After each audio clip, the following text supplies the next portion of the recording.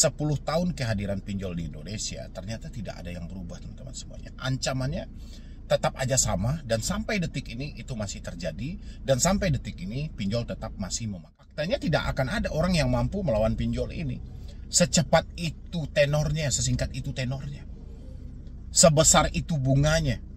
Siapa yang sanggup melawan? Usaha seperti apa itu yang bisa melawan pinjaman? Tapi pinjol tidak terima. Kalau sempat akses ini tidak bisa lagi, mereka kehilangan kekuatan. Kalau mereka tidak mempunyai kekuatan, ya mereka tidak dapat untung. Mereka berpotensi akan bangkrut. Adalah aplikasi yang cacat, aplikasi yang tidak baik, aplikasi yang tidak bermanfaat, aplikasi yang merugikan, aplikasi yang memiskinkan. Ini adalah cap dari masyarakat terhadap pinjaman online.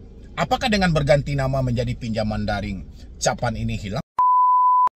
Ya, assalamualaikum warahmatullahi wabarakatuh. Selamat sore buat teman-temanku semuanya, khususnya yang sudah ada di YouTube Solusi Hutang MB. Gimana teman-temanku kabarnya? Saya berharap teman-teman semuanya dalam keadaan sehat walafiat ya, walaupun masih lah gitu loh, tetap kita digoncang dengan ancaman-ancaman sampah yang lahir setiap hari, mengganggu pemikiran, berdampak buruk pada kehidupan sehari-hari. Gini loh teman-teman semuanya, yang mau kita bahas hari ini adalah, saya cukup kaget juga teman-teman, 10 tahun kehadiran pinjol di Indonesia, ternyata tidak ada yang berubah teman-teman semuanya. Ancamannya tetap aja sama, dan sampai detik ini itu masih terjadi, dan sampai detik ini pinjol tetap masih memakan korbannya gitu loh.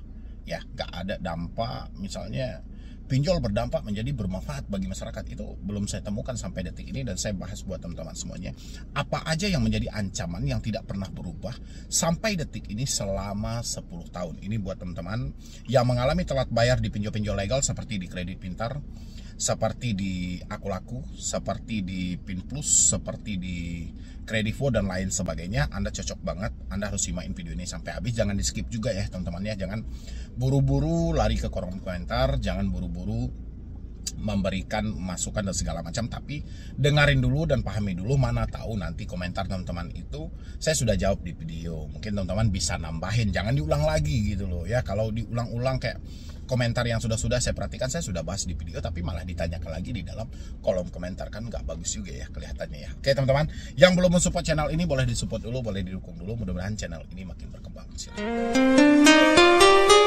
Berbicara tentang pinjaman online, mungkin siapa yang tidak tahu di era sekarang menyangkut soal pinjaman online atau pinjol. Bahkan yang terbaru ini ya, sejak akhir Desember 2024 itu mereka sudah berganti nama menjadi pinjaman daring. Sudah berjalan 10 bulan dengan nama baru pinjaman daring, tapi konsepnya tetap sama gitu loh. Dan saya juga cukup penasaran juga sama Otoritas Jasa Keuangan, kenapa OJK mengganti nama pinjol menjadi nama pindar. Alasannya simpel aja teman-teman, alasannya merubah konotasi negatif di tengah masyarakat. Selama ini orang-orang cenderung memandang sebelah mata terhadap pinjaman online. Pinjaman online adalah aplikasi yang cacat, aplikasi yang tidak baik, aplikasi yang tidak bermanfaat, aplikasi yang merugikan, aplikasi yang memiskinkan. Ini adalah cap dari masyarakat terhadap pinjaman online. Apakah dengan berganti nama menjadi pinjaman daring, capan ini hilang? Ya enggak gitu loh. Karena yang dirubah cuma namanya, sementara sistemnya tetap sama gitu. Ya kalau dia sudah busuk ya tetap aja busuk, mau diganti namanya berapa kali pun ya tetap busuk gitu loh. Ya kan, sama ibarat koruptor gitu loh. Koruptor ditangkap, dia mau ganti nama seperti apapun, jejak dia ya tetap nampak. Ya kan, begitu juga dengan pinjol. Yang diganti OJK hanya namanya, tapi mekanismenya tidak. Yang bermasalah selama ini, pinjaman online ini, yang saya perhatikan tidak berubah selama 10 tahun ini gitu loh. Ancaman ini menjadi masalah besar dari penagih-penagih hutangnya. Penagih hutang yang selalu berkata kasar, penagih hutang yang selalu mencaci maki, penagih hutang yang selalu menghina, penagih hutang yang tidak menggunakan kata-kata yang beretika. Ini menjadi masalah besar. Ya, belum ditambah lagi tentang bunga yang sangat besar, pemotongan biaya layanan yang besar, tidak transparan, tidak bertanggung jawab. Ini juga ciri-ciri dari pinjol.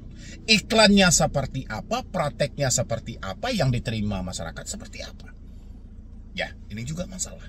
Berapa banyak orang yang sudah kena tipu gara-gara iklan. Iklannya dibikin semenarik mungkin.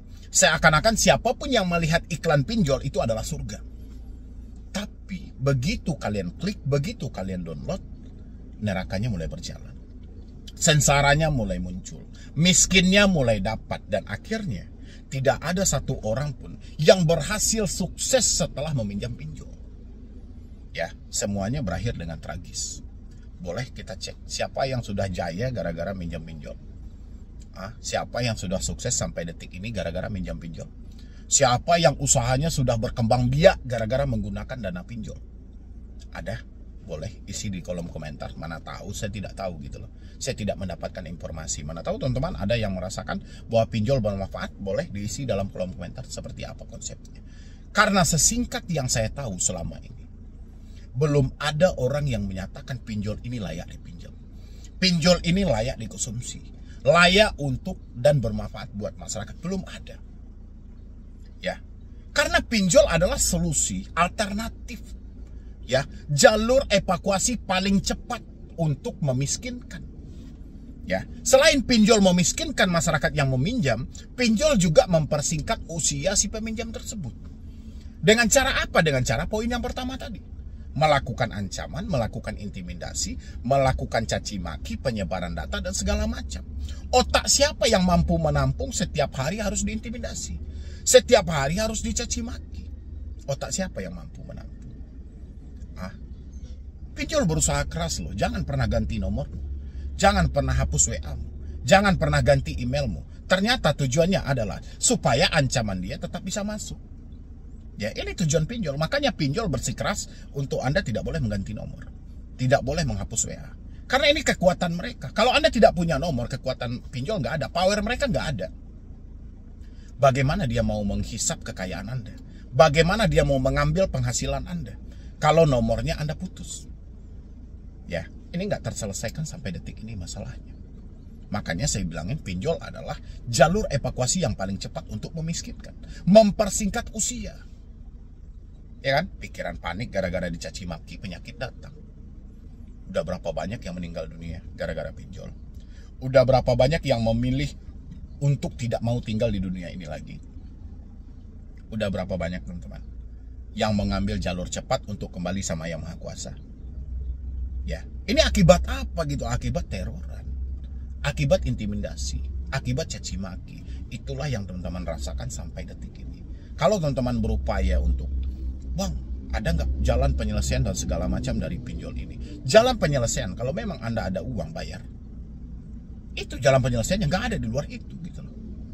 Terus teroran ini gimana bang? Nah, ini yang jadi masalahnya. Teroran ini bisa diatasi, bisa diselesaikan kalau teman-teman seperti yang saya sampaikan tadi. Kekuatan pinjol tidak ada sama Anda. Tapi kalau kekuatan pinjol masih ada sama Anda, pinjolnya merdeka.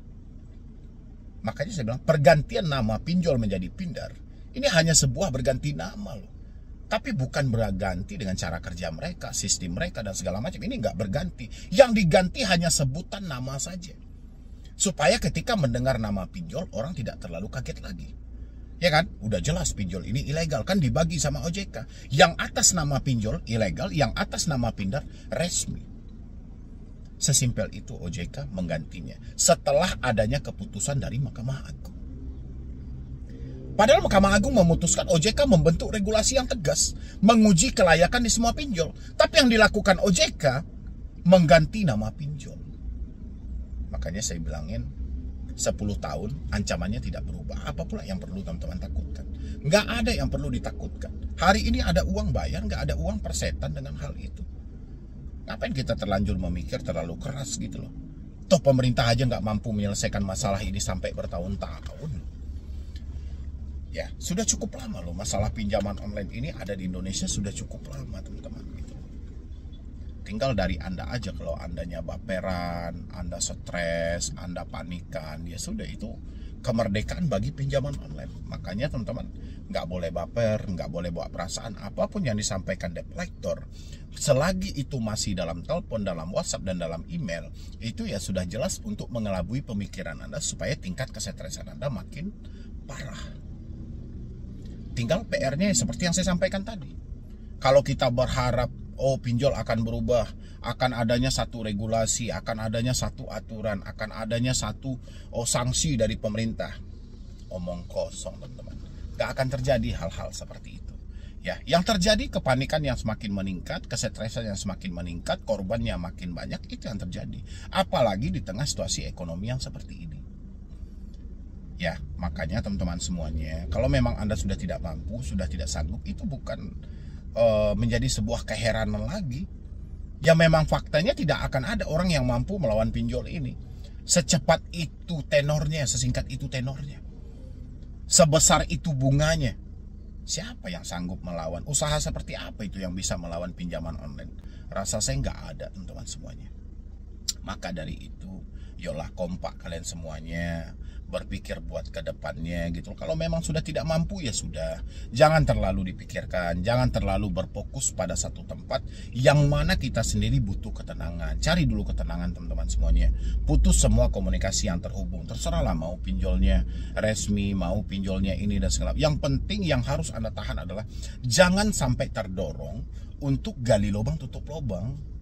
Yang berbahaya itu di sana teman-teman. Ketika Anda mendapatkan chat dari pinjol, ketika Anda mendapatkan tekanan dari pinjol, malah Andanya melakukan tindakan-tindakan yang merugikan diri Anda. Salah satunya gali lubang tutup lubang. Ini nggak boleh gitu. Selagi Anda gali lubang tutup lubang, Anda hancur. Ya percaya sama saya gitu loh. Percaya, tidak ada, ini bukan solusi loh. Gali lubang tutup lubang itu Anda hanya dipengaruhi karena ucapan-ucapan yang dilontarkan melalui WhatsApp tadi. Ya, melalui telepon tadi, melalui email tadi gitu. Dan ketika kita ganti nomor, malah kita digertak, nanti kita diproses ke jalur hukum, dibilangin sengaja kabur dan segala. Padahal kita sengaja kabur kayak mana? Orang kita tahu kok selama ini telepon itu digunakan untuk mencaci maki. WhatsApp itu digunakan untuk mengancam-ancam, email juga seperti itu. Itulah makanya kita memutus komunikasinya. Tapi pinjol tidak terima. Kalau sempat akses ini tidak bisa lagi, mereka kehilangan kekuatan. Kalau mereka tidak mempunyai kekuatan, ya mereka tidak dapat untung. Mereka berpotensi akan bangkrut. Ya, dan inilah sebenarnya PR Otoritas Jasa Keuangan, PR dari pemerintah. Bagaimana pemerintah menekan kepada OJK untuk benar-benar memperbaiki pinjaman online. Tapi kalau nggak bisa juga, ya sudahlah. Ya kan? Pada akhirnya orang cuma mampu meminjam tapi tidak mampu membalikkan. Apalagi resikonya saat ini adalah slick gitu loh. Kalau memang slick ya sudah. Ini adalah jebakan berjamaah juga. Kalau nanti setengah masyarakat Indonesia namanya nyemplung di pinjaman online, saya rasa bank akan angkat bendera putih. Kayak mana dia mau berputar lagi sementara patokan mereka ada ke sistem layanan informasi keuangan. Saya rasa OJK dibubarkan dulu kayaknya. OJK dibubarkan dulu, segala perkara urusan perbankan yang menyangkut ranah perbankan ini, menyangkut ranah keuangan, mungkin bisa dibalikkan lagi ke Bank Indonesia. Itu jauh lebih hebat daripada berada di tangan OJK gitu. Karena di tangan OJK tidak ada kejelasan sampai detik ini. Ya, terutama dari pinjaman online. Silahkan teman-teman semuanya Anda isi masukan di dalam kolom komentar. Menurut Anda gimana sih gitu loh. Menurut Anda teman-teman semuanya, yang layak untuk dibubarkan pinjol atau OJK? Ya, menurut Anda gitu loh. Silahkan isi di dalam kolom komentar teman-temanku yang mendengar. Yang layak untuk dibubarkan pinjolnya atau OJK-nya gitu loh.